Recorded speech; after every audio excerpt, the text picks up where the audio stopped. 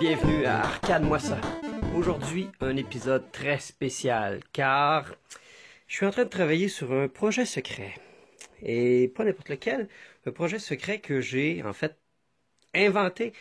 C'est-à-dire que je suis sur le point de créer ma première arcade, mon premier jeu mécanique pour l'événement spécial du McFly Star Wars 4 mars. Alors, au McFly, le 4 mars, il y a un événement Star Wars où on va faire le dévoilement du cockpit Star Wars. Je vais vous montrer un peu ma bête, hein?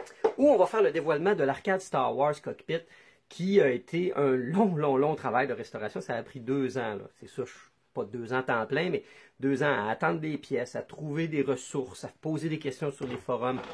Et puis on a enfin réussi à la ramener à la vie. Donc, il y a un événement extraordinaire organisé par le McFly qui va se dérouler le 4 mars. Et là, j'ai proposé au McFly si je pouvais amener la tête du Hat-Hat qui avait servi pour le cosplay de Hat-Hat de Force Awakens. Puis, feu naguère jadis, épisode 3, Revenge of the Sith en 2005, cette tête-là, à date de maintenant 12 ans.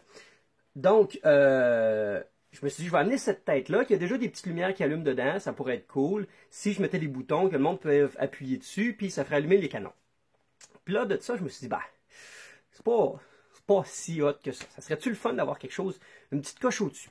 Puis là, je me suis mis à penser, tu sais, que dans l'Empire Strikes Back, t'as Luke qui s'écrase en snowspeeder, puis qui grimpe sur le Hat-Hat, puis qui réussit à détruire un Hat-Hat à lui tout seul. Puis là, chemin faisant, j'ai pensé à Hat-Hat Attack.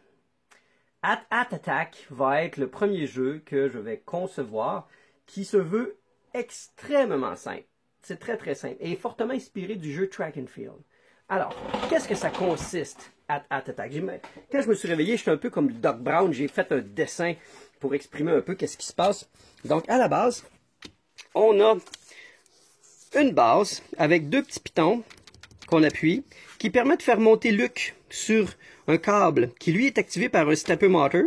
Et on a un petit timer ici qui nous donne un temps limité pour réussir à faire monter Luke jusqu'à la tête du Hat-Hat, qui fait bling bling. Il y aura des petits sons d'effet et tout. Puis là, je me suis dit, c'est cool, c'est un beau petit jeu portable. Mais là, je me suis dit, ça serait peut-être plus le fun encore si ça jouait à 2. Alors, j'ai pensé qu'il pourrait avoir 2 tubes. Un avec Luke et un autre avec un Probot, qui est le petit robot sentinelle noir de l'Empire Strikes Back, qui fait brrrr, là, il y a comme plein de petites pattes, là, il ressemble un peu à une pieuvre robot, là, il est super cool. Ça fait que j'ai demandé à un ancien collègue de travail avec qui j'avais déjà fait des beaux projets, qui, lui, s'y connaît très bien en Arduino, microcontrôleur et tout ça, me dire, écoute, c'est-tu faisable dans les délais très courts qu'on a? Il a dit oui, puis on embarque là-dedans. Alors, qu'est-ce que ça implique? Je suis allé me chercher de la belle petite mélamine blanche, tout ce qu'il y a de plus de basic. J'ai réussi à me trouver le super tube. Écoute, c'est ce qui fait la game, hein? Ça va être le tube, parce qu'on veut protéger les personnages. J'ai trouvé ça chez Polyalto, dans les retailles. Alors, ça a 3 pouces et quart de diamètre, ça fait que c'est parfait. C'est parfait pour faire bouger le personnage, ainsi que le câble qui actionne tout ça. Alors, j'ai déjà, en fin de compte, la base sur laquelle va être installé le power supply, le microcontrôleur et tout. Et ça, c'est le plateau de jeu, joueur 1, joueur 2. Alors, j'ai mis un petit angle, hein, je m'amuse, je fais ça un petit peu. Ça va être les pitons Start Player 1, Start Player 2. Et ici, c'est les trous où il va avoir les boutons qui vont indiquer au stepper motor que le personnage est rendu en bas de la course. Alors, il va y avoir un bouton au bas et un bouton en haut qui va dire quand est-ce que le personnage est rendu en bas et en haut. Et la petite fente ici, c'est, en fin de compte, le câblage. Alors, voilà. Alors, ça va passer dans un petit câblage de même. Ça va passer comme ça. Ça va monter. Puis ça, c'est du boudin de moustiquaire. Ouais, on fait avec les trucs qu'on a. Hein. Je veux que ça coûte pas cher. Je veux que ça soit fait rapide, ça coûte pas cher.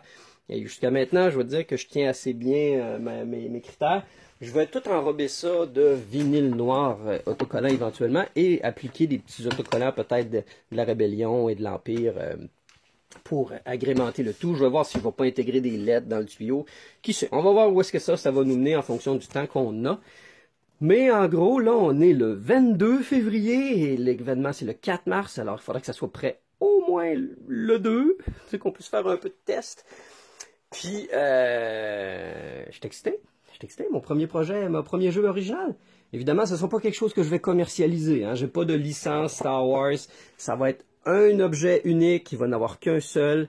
Et je ne sais pas encore si je vais le faire tirer, ou si je vais le vendre, ou si je vais le garder. Il y a 3 options qui s'offrent à moi. Là, pour l'instant, je focus essentiellement sur le construire. Et puis, on va voir s'il va avoir un succès. Parce qu'en gros, une des raisons pourquoi je fais ça, c'est qu'à l'événement Star Wars de McFly, il risque d'avoir beaucoup de monde hein, sur l'arcade de Star Wars Cockpit. Alors, je me dis, si au moins il y a un autre petit jeu à côté à thématique Star Wars, ben ça va au moins désengorger. Puis, je pense que l'esprit de compétition va être intéressant. Il va y avoir un système de pointage là-dedans, en tout cas. C'est vraiment cool. Je suis pas mal excited. Alors, je vous laisse là-dessus. C'est vraiment le premier vidéo du démarrage de projet. Ça part bien.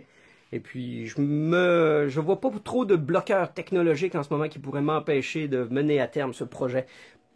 Alors, je vous invite fortement à vous présenter le 4 mars au McFly pour voir le produit final.